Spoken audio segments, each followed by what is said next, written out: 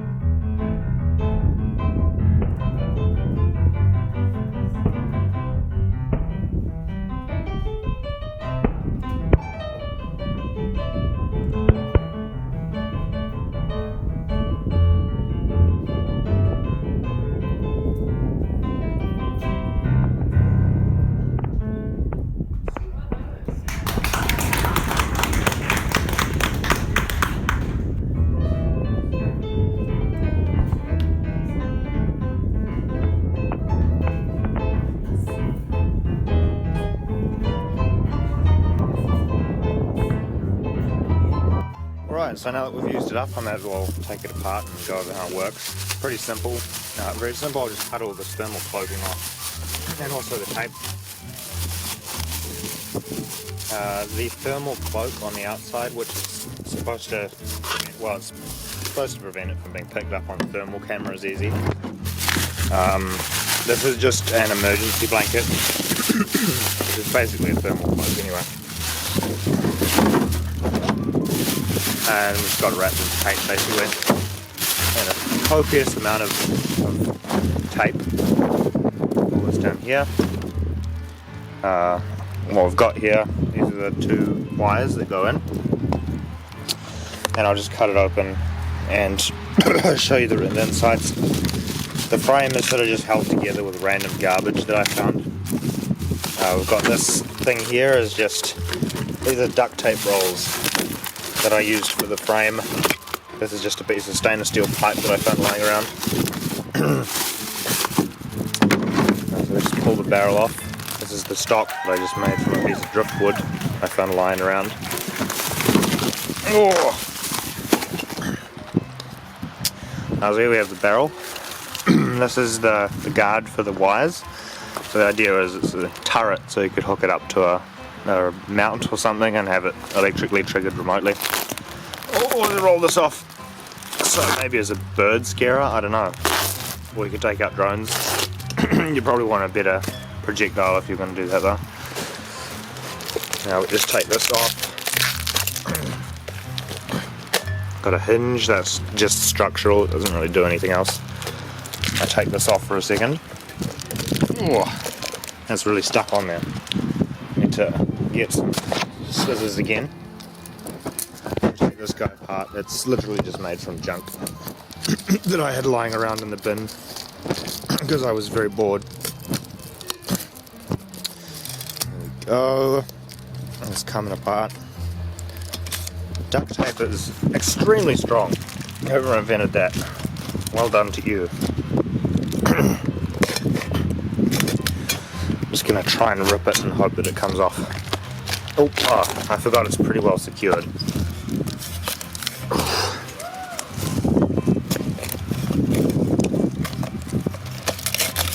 Here we go.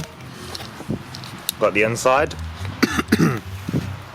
Just got a plastic formed barrel cover here.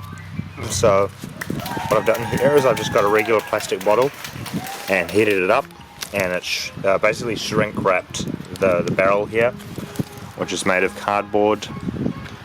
To anyone who's very observant, you might notice that these are actually just Roman candles. To anyone who did notice that, I'm going to pretend that they're not, because it seems much more skilled that they're for someone to make it without them just being Roman candles. These are the copper wires. As you can see, they're pretty munted. They're all burnt. That's a one-use fuse right there, electric match.